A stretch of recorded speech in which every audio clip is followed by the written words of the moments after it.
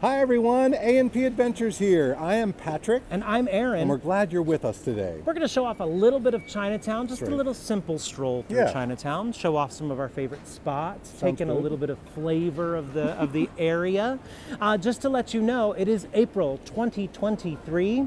It is evening time. It's about 5:30 p.m. and the temperature right now is about 10 degrees Celsius and it's about 50 degrees Fahrenheit. It's a gorgeous day. The blue skies, we might catch some of the beautiful clear blue skies today as we're walking along. Any other housekeeping before we get going? No, let's do it. All right, so we are starting off right at the corner of Mott and Hester, and we're just at the edge of Little Italy, and we're gonna make our way into Chinatown. Yeah. We're gonna walk along Mott Street, and you'll start to see the signage change immediately from being all in English to having both English and Chinese characters as we make our way along here.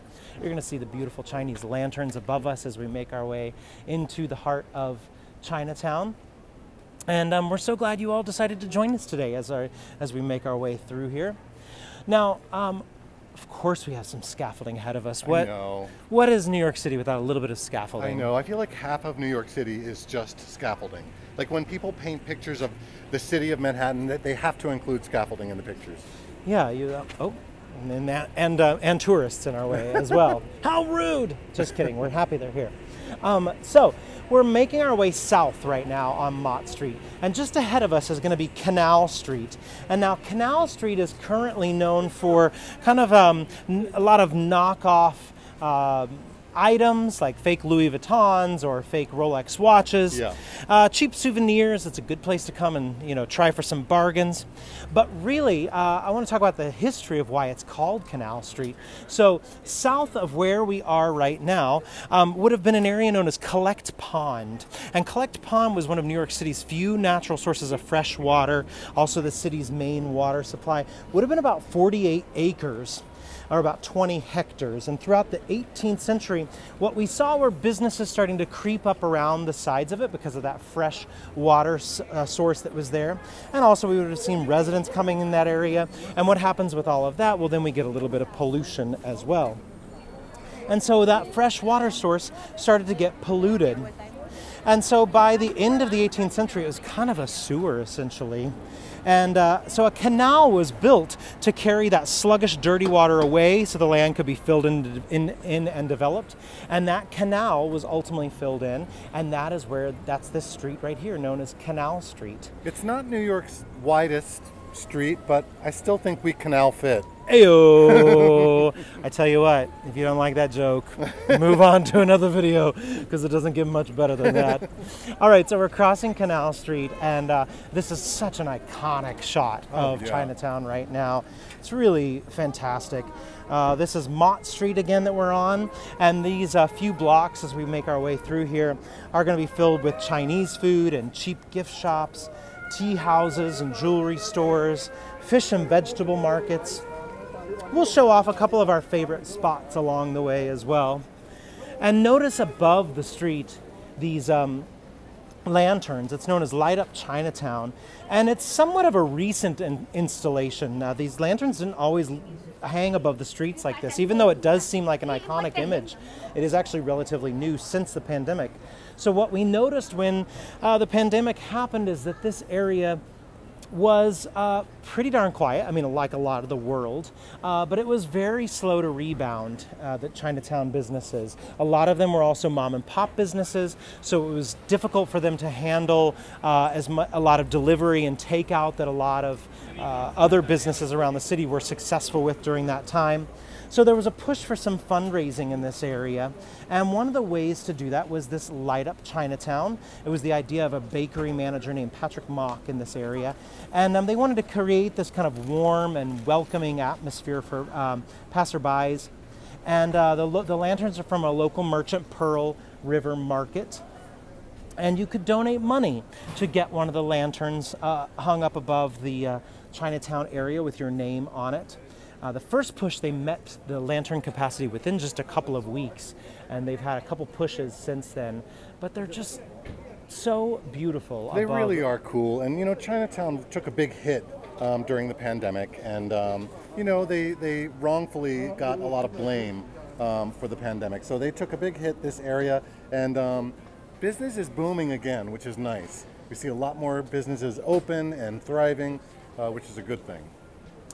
So we're about almost to Bayard Street right now, and I think I wouldn't mind if we went to the left and then backtracked. How do you feel about that? Yeah, I'm game. So we'll show off a couple of things. We're going to turn left on Bayard and go away from Mott, but then we'll come back to Mott to continue along.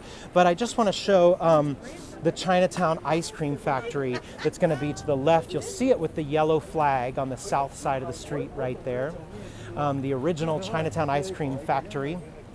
And it's a classic spot here. It's been here for over 30 years. Has Asian-inspired flavors like ginger and green tea and black sesame. Now, of course, it's well, there is a line. I was going to say it's April, so it's not fully ice cream season yet, but there's still a line there at the Chinatown ice cream factory. Very popular. Speaking of lines, I wouldn't mind going to the front of this line just to show off the sign at the top of it, which is the Mai Lai Wah restaurant. I'll go behind you. Yeah. I think we're going to get caught up in some traffic here, so let's go on the sidewalk and then we'll come back out. All of a sudden our street got very busy. But you can see there's a line here, and that's specifically for the steamed buns at this establishment. They just have this tiny, unassuming sign lit up right there. Below it says coffee. But definitely check it out if you're wanting some delicious steamed buns. This is the place to go right here on Bayard Street in Chinatown. Yummy. And now we'll backtrack to Mott Street. I'm going to cross over. Yeah. We have to go around the car. Oh my gosh, you can look at the traffic here in Chinatown.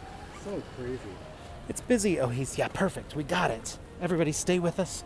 All right, so we're going to make our way back to Mott Street. Again, sunshiny, perfect day here in New York. And here's we're close up right next to that ice cream shop again. And it's a Sunday, so we have a lot of folks out today enjoying the nice weather as spring is starting to really hit New York, and also a day off for a lot of people. So it's nice and busy here in Chinatown, which is lovely. So we're making our way back to Mott, and when we get to Mott, we'll turn left and we'll start to see the Church of Transfiguration coming into view. And it stands kind of iconically proud in the middle of Chinatown. Of course, we have some scaffolding, as we were talking about earlier. Oh my gosh, always, always. What would a journey throughout New York City be without a little bit of scaffolding? Yeah. Let's go to that side of the street. Let's do it. Yeah. Okay. Here we go. Everybody, join us. There we go. Look at the light hitting it perfectly right there. This is the Church of Transfiguration, multi-denominational, multilingual church serving immigrants for over 2 centuries. It was erected in 1801 as a Lutheran congregation, and then it became Episcopal, and then it became a Roman Catholic church in 1853, catering to the Irish immigrants. By the end of the 1800s, we saw Italians had moved into this area and kind of taken over, and so now primarily it's Roman Catholic, but it's still, they have sermons in English, Mandarin, and Cantonese. The light's just hitting it so perfectly today. It's lit right up. Okay, here we go. We're going to cross Mott and make our way onto Pell Street. We'll see, we might be able to walk in the middle of the street of Pell Street right now. Very popular Chinatown street. It gets a little quieter than the main drag of Mott Street, and you still see these lanterns above us as we make our way along here. So this is, you can see it's lined with these century-old tenement houses on either side of the street. It's also known as Barbershop Alley because there are so many barbershops and salons along here, which you will see as we make our way along Pell Street, P-E-L-L. You're also going to see a Pegasus above us up ahead. Well, some of these Chinese lanterns are sponsored by Chase Bank, by the way. If you're seeing the word Chase up there, that's what that's referencing. Again, that was all part of that fundraising drive to help Chinatown. Here's the Pegasus right there, the sign of ultimate freedom. Really cool. I loved walking down this street. This is classic Chinatown, this street with all of the tenement buildings and restaurants and barbershops. Oh, here we go, Doyer Street. Here we are. This is Doyer Street, named for Hendrik Doyers, 18th century Dutch immigrant who owned the land here. We don't have a lot of Dutch structures left in New York City, but what we do have are a lot of names, a lot of things named for the Dutch who originally settled in this area. Now, by the early 1900s, this would have been a bed of vice, shootouts, ambushes, murders. This area became known as the Bloody Angle, and you'll see it, Doyer starts to turn as we go up here. Now, a lot of the Tong Wars happened on this block. It was a battle of dominance amongst those gangs, the Tongs. Right here on the right is Nam Wah Tea Parlor, Chinatown's very first tea parlor, established in 1920. The interior resembles a American coffee shop. So it kind of has vinyl booths and sort of wooden benches, like sort of a counter with stools. And the idea for that was to entice non-Chinese diners with a more recognizable feel to come here to Nam Wah Tea Parlor. Oftentimes has a line, by the way. Solid choice if you're looking for a place to eat. Yeah, I see people waiting to get in now.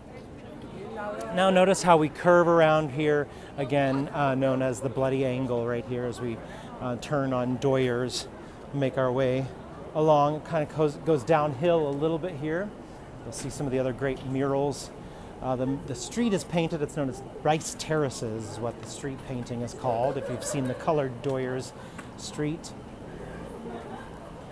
And we're heading towards an opening that kind of opened up into a big area it's known as Chatham Square. So prior to the birth of Chinatown in the late 1800s, this area right here would have been an open air market. And as Collect Pond, the pond we were talking about a little bit earlier, the fresh water source, started to become less desirable, this area would have turned into the slums. It would have been kind of like Times Square before its revitalization. And we would have seen bars and saloons in this area. We would have seen flop houses, tattoo parlors. It would have been a haven for sailors and soldiers. No offense to our sailors and soldiers who are out there today watching this. It's kind of viewed as the eastern border of Chinatown. And we're going to cross the Bowery, which is right here, the Dutch word for farm, and make again, one of our Dutch holdovers. And we're going to make our way over here to Confucius. We see a statue here, 15 foot tall, of the Chinese statue of the Chinese philosopher right here. It was dedicated in 1976 by the Chinese Consolidated Benevolent Association to commemorate the bicentennial of the United States. Looking out over Chatham Square, we'll go into the plaque in case you want to pause the video and get a better look at everything written there. But there he is, Confucius. Well done, sir. And we'll continue south on the Bowery and make our way to show off a couple of a statue and a bit of a monument that are a little bit south down here. We're just going to wait for the light to change, and then we'll go. We got it. Come on, everybody. We got the light. Yeah.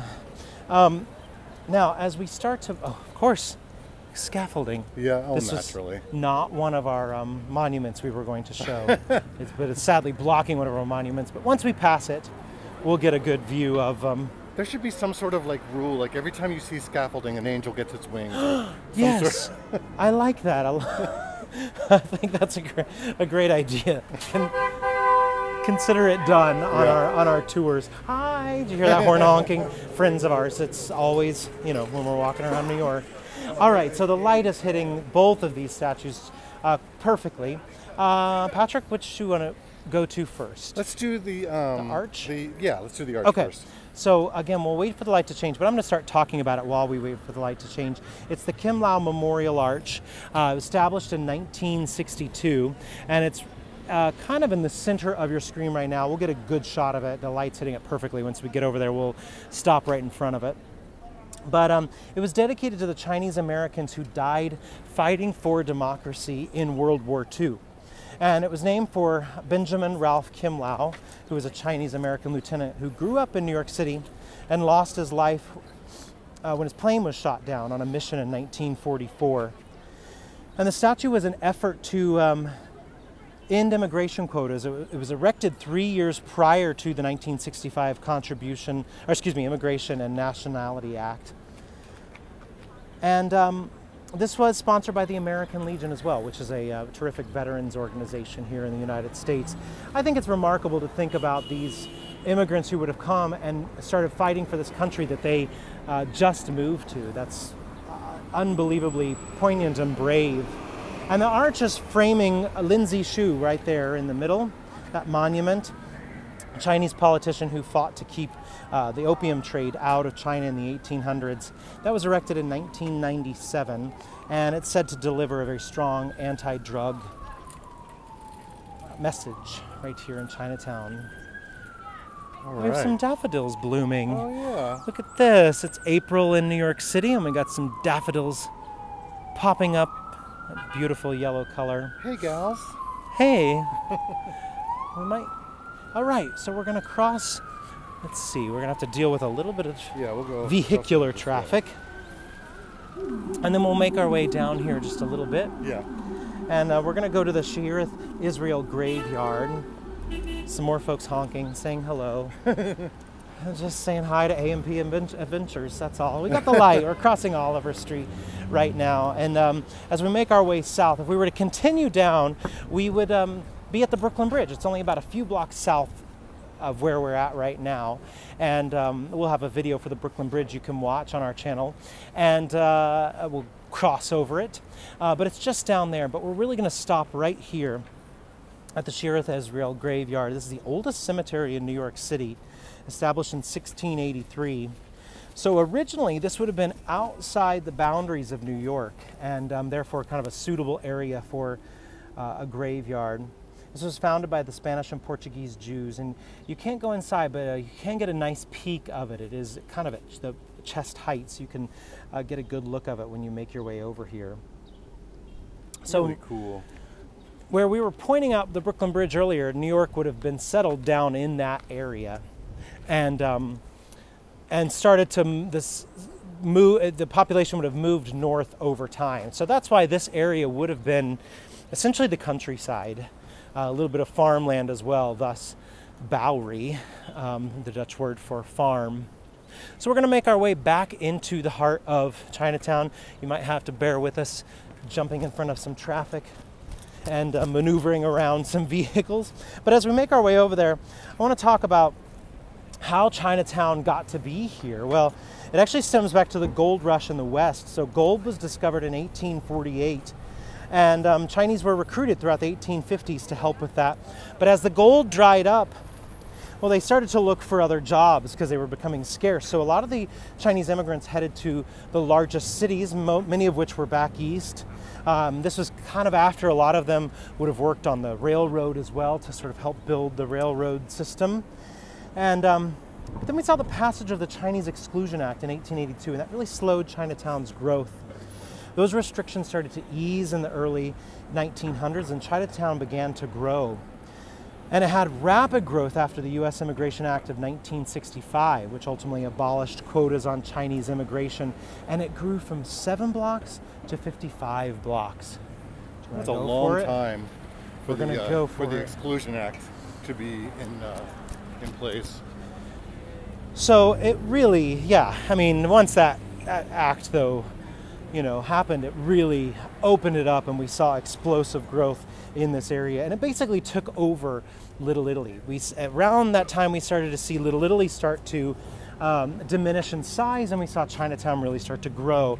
It's almost like a donut around Little Italy now, wouldn't you say? And it's not really our main Chinatown. I would say our main one in New York City is in Flushing, but it's still very vibrant and active and an exciting part of town to come to. Should we show off one of our favorite restaurants? Yeah, all I can think about now is donuts. Oh, donut, get me started. So you can see. Yeah, Wo Hop, yeah. One of our favorite restaurants to eat here in Chinatown is Wo Hop. There are 2 locations right next to each other. We like the most northern, where these folks are all heading into, very popular. It's downstairs. This location is just right down the stairs there, but the 2 locations are right next to each other. So we prefer the one that's a little farther north, where you go downstairs. Small little restaurant, and might take a little while to get in, but it is worth it. Absolutely. And it feels like being almost like in a time warp. Oh yeah, like we're just yanked back in time. Here's the other side of that Church of Transfiguration here. We've just done a loop around Chinatown and come back to the church. And we're at Moscow Street right now, M-O-S-C-O. So this has a couple little food locations along it, including, sorry, we're running into each other behind the camera, including a couple of inexpensive fried dumpling joints down here. Now, originally, this used to be much longer, this street. It was reduced to its current size when 5 Points was turned down. You might know of 5 Points as being the less than desirable area where when the Collect Pond was filled in that we were talking about earlier on our tour, we saw a lot of the immigrants moving to that area for very cheap housing, and it became not so desirable. If you've seen the Gangs of New York, that's what that area is referencing, the Gangs of New York. And keep going down? Yeah. So we'll continue down Moscow Street. This would have been one of the 5 Points that went down to that area. And notice the topography. It's still got this like hill that would have gone down to the pond, essentially. And it's named after a Lower East Side community member, Frank Moscow. Originally it was called Cross Street. We'll show off this little florist shop right here. So this area is known as Chinatown's Funeral Row. This is the Ming Lai florist shop right here. Now, take a look at this. They sell cardboard designer handbags and cars. A little hard to see with the glare, but you can still get the sense of it. And these are symbolic gifts for the deceased, and they're burned in traditional Chinese funeral practices. In addition to having some flowers in there, of course, as well. Really cool. And we're making our way down to Columbus Park that you're seeing here at the end of Moscow Street. So this would have been that original site of Collect Pond that we were talking about, and it did become a less than desirable area. Ultimately, it was razed, that 5 Points area. It was crime-ridden in the 19th century, and the city decided to raze it and to eliminate that gang warfare, the violence, the crime. And they hired Calvert Vaux, who was one of the 2 designers of New York City's Central Park, to create this park. Originally it was called Mulberry Bend, and that opened in 1897. It was renamed in 1911 to Columbus Park because of the Italian immigrants in this area. Little Italy would have come all the way down to this area around that time. Once again, this is, you know, if you've ever seen the movie Gangs of New York, this is the area where that story was based on a true story of the gangs here in this area. And now it's a beautiful park. So I love that out of something so awful came something really beautiful. And if we were to continue walking just south of here, we would be out of Chinatown and we'd be down into where City Hall is and our court system buildings are. But we're going to end our tour over here today on this spring day. You're seeing some daffodils coming into view right here. We're going to end our tour here and say our farewells. Be sure to like us, subscribe us, and subscribe us. Subscribe to us. Describe us. Yeah. You hardly know us. Yeah. And also, if you have any comments, if there's something you want to see in New York, by all means, plop that into the comments below and let us know, and we'll get out there. We will pound the pavement, and we will show that off. Again, we are AMP Adventures, and we're happy you joined us today. Yeah. Thanks for joining us. I'm Aaron. And I'm Patrick. Take care. See you.